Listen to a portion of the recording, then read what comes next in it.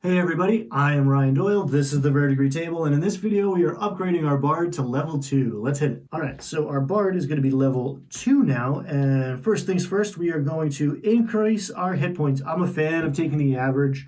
If you want to roll for hit points, go for it if you're a gambler at heart, but I am going to take the 5 and add my Constitution modifier, 5 being the average on the D8 that it gives me. So I'm going to take 7 hit points and add it to my 10. And now we are at 17 total HP. And now the first class feature that we're going to get at level 2 as a bard is Jack of all trades, which is pretty sweet, honestly. For every skill for every ability check that I don't have proficiency in already, I get to add half of my proficiency rounded down. Because in D&D, we always round down. So as of right now, that means I get to add 1 to all of my skills that I am not already adding my proficiency to. So all of these skills here, animal handling becomes 1, athletics is no longer -1. Oops, what's happening? Athletics is no longer -1, it is 0. Deception, even though I talked myself out of taking proficiency in deception because I'm an honest character, if I were to lie, I'm getting +4 already. And I'm going to go right down the line, and everything that doesn't already have proficiency on it is going up 1 point.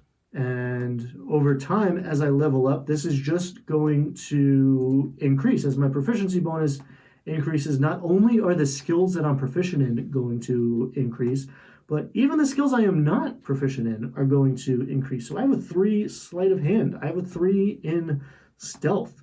I am a jack of all trades. I might not be the best at anything, right? You can build a character that's going to deal more damage for sure. You can build a character who's maybe a better healer or whatever, but it's going to be hard, one, to build a character who's a better face for the party, a better like chief negotiator. But it's also going to be very difficult to make a better skill monkey, a character who's going to be rolling almost every skill check and, standing a chance of succeeding. There's a lot that this character is going to be good at, and that's great. I'm trying to build this versatile kind of Swiss Army knife character, and Jack of all trades is going a long way to help me do that. And keep in mind, that's not just for skills, that's any ability check. So if I'm using I'm using a tool that I'm not necessarily proficient in, as long as I'm allowed to do it, right? So lockpicking is still out, but if I'm trying to, do something that my DM just calls for a dexterity check or a strength check, I'm still adding half of my proficiency bonus to that. That's also going to apply to things like initiative. All of a sudden, my initiative goes up 1 point simply because of that Jack of all trades. Pretty great. Hey, quick note, I caught it in the edit of the last one, but for this one I started with the same PDF, so I'm going to come out and say it. I had a 0 in that strength modifier. It's a -1. 8 is a -1. I fixed that. I fixed it in my saving throws. I already had it for athletics somehow. I did that part right. But yeah, we all make mistakes, and I make a lot of them, especially when I'm typing and talking and recording. And yeah, I'm apologizing. Sorry. The other class feature I am getting at level 2 is Song of Rest. And this is pretty sweet. Whenever we're taking a short rest, every character at the table, because I am there playing my little ditty on my lute or giving an inspiring speech or just reciting some, inspirational poem, everyone gets to roll an additional D6 along with their hit die. And that levels up at a different rate than my bardic inspiration, and I kind of wish they were the same. I'm not a game designer, so maybe that would break the game. But yeah, you got to keep track of these 2 different bonus die that you're handing out. But everyone gets to roll a d6 when they take a short rest. Now, Song of Rest is going to be a lot less impactful if your party is never taking short rests. There's a lot of tables out there that's long rest or nothing, the 5-minute adventuring day problem. And there's a video in the D&D 101 about rests, and there's a video coming up for the DMs out there on how to manage this issue. And maybe you don't have an issue or feel that it is an issue, but there's one sentence in the player's handbook that will solve a lot of these issues for a lot of tables. So I'm just going to read it out here, page 186 on the player's handbook. A character can't benefit from more than 1 long rest in a 24-hour period. So players and DMs alike, keep that in mind. And that's going to keep short rests relevant, and that's going to keep Song of Rest relevant because it is a pretty useful ability. Also, at level 2, we are getting another first level spell slot, and we are getting the ability to know an additional spell, still level 1. Every time we level up, we can also exchange out one of the spells we know for a new one if we so choose. So let's go down to the magic side of things, and I am changing to 3 spell slots. And yeah, let's say that my experiment with heroism didn't exactly work the way I wanted it to. I'm buffing the barbarian, but it turns out they don't really need it because they're a barbarian. And I would prefer to have the ability to heal up the wizard or the druid as a bonus action when it's necessary. So I take healing word instead of heroism. Cool. And easy enough. I can switch out 1 spell every time I level up, and I still get to learn an additional one. So now I've freed up my concentration. Let's say I'm enjoying this support role more and more. I'm going to take Fairy Fire. Super useful. One of this, I believe that there's an invisible enemy around, but 2, just in general, giving myself and the other players advantage on attacks means, every time somebody crits, rolling those 2d20s, I get credit for that, really. It's super useful. If you want to make a character that other players enjoy playing with, support casters are underrated. So I'm going to take Fairy Fire. So at level 2, we've had some experience, right? We've played with the party at the table, and we've had a sense of what's missing or what's necessary. We can adjust our spell list accordingly.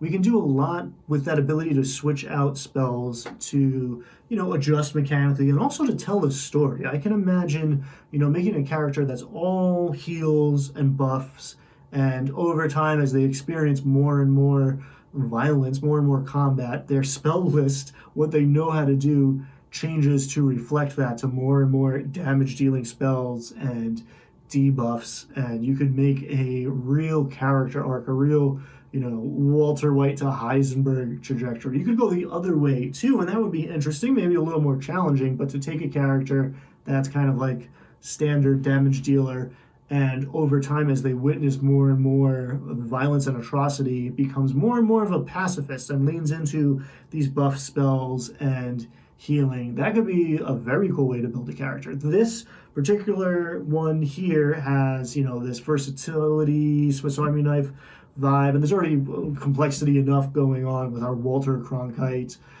Frank Sinatra type here.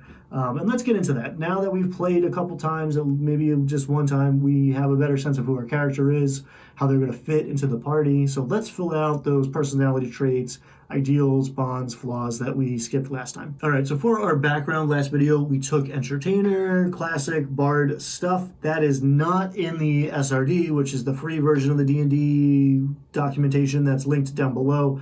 We're working out of the player's handbook. My affiliate link is down below for that. For personality trait, again, we could roll a d8 and just whatever lands, or we can just pick one. So I just picked, I know a story relevant to almost every situation.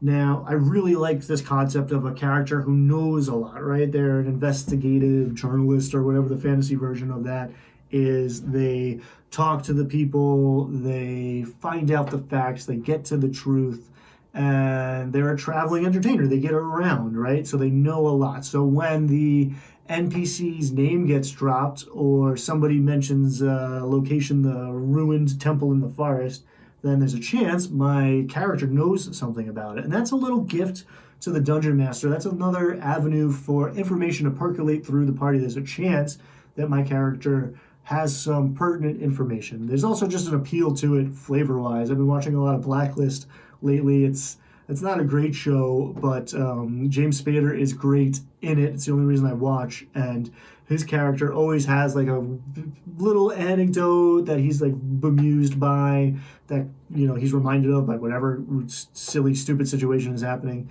And honestly, I don't know if I could pull that off at the table very well, but I could try. And, I don't need another element here with my Dean Martin, Frank Sinatra, Walter Cronkite vibe. but it's all the same wardrobe, right? It's the hat and the jacket. It just that feels right. That's what I'm doing today, at least. So for ideal, I almost took honesty because I kind of talked myself out of being proficient in deception when we built this guy at level 1. But I'd still like to keep that door open, and it just felt right to go with number 5 on this list, people. I like seeing the smiles on people's faces when I perform. That's all that matters. So maybe a little bit of a contradiction with like the truth teller, newscaster vibe, but I kind of interpret that as the little people, the people in the bar, right? The people who I am informing about the abuses of power at the top, the upper echelons of society. I also like the idea of this like super charismatic, persuasive person being a people person. And, as an introvert on the tail end of the quarantine COVID era, working from home now, it's it's my fantasy. Let me be a people person for once. Now you notice next to all those ideals there's a little parenthetical. For this one it was neutral, and that's referring to your character's alignment. Now for me at my table in the games I play, the character alignment is not super important. I kind of like leave that by the wayside, and in large part because Dungeons and Dragons 5th edition doesn't really do much with that. There's a couple spells, okay, but alignment is not all that important to D&D 5e, at least at my table, and that might not be the case at the table that you're playing at. If you bring a character sheet that doesn't have the alignment filled in to your table, your DM might ask you to fill that out because it might mean a lot to them. It might mean a lot to that game, and that's okay. That's a great way to navigate if you don't have a great sense of your character and their motivations, then knowing whether they're more lawful and going along with the order of society, or they're more chaotic and more law of nature, be it every person for themselves or all things in balance, whatever that may mean. Knowing if they're just like objectively good or more neutral.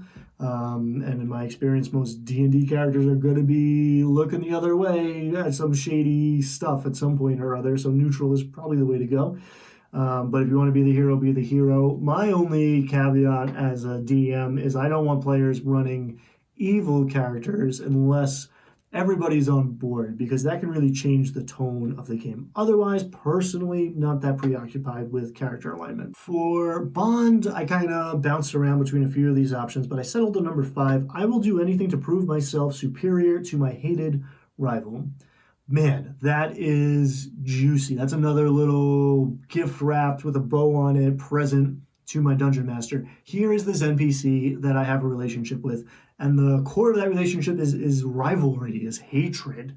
That is really rich fodder for a whole adventure, perhaps, for plot hooks, for complications. There's a lot that could go on there. I mean, maybe I was in the king's court, right, and I did not agree with the king. I'm more on the side of the common people. Or maybe the king did not agree with me, and it got a little dangerous for me to be there. And the bard, the entertainer, the performer that replaced me is, now my rival. And one of my core principles of my character is I'm out there trying to prove that person is a total shill and I'm better than them.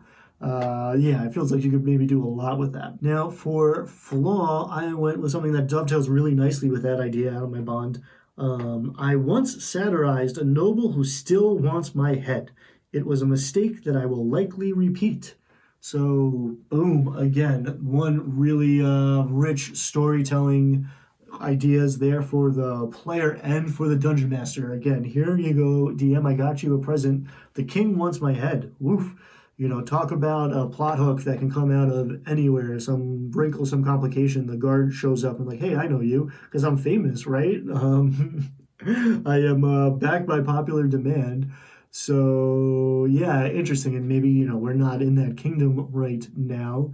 But I like that. That feels like there's a lot of opportunity there for cool story. And I also would like to embody this character who speaks truth to power at the, even putting themselves in danger. They've done it before. They're going to do it again. That's perfect for this like newscaster, right? All right, I am very happy with the way this level 2 bard has just rounded out. I'm really looking forward to level 3, honestly. Next video, we're going to college. Our bard subclass comes online. Some real exciting stuff happens. But until then, get out there, have fun. If you want to play this character, there's a link down below to my website where you can grab this PDF. If you do that, absolutely feel free to change anything on that. If you want to move the skills around, you want to choose an entire different set of spells, go for it with my blessing. If you do play this character or you roll up your own version of the newscaster, I would love to hear about it down in the comments or on social, privately, publicly. Please tell me stories. But until then, I will see you next time. Have fun, take care, be kind, and again, thank you so much.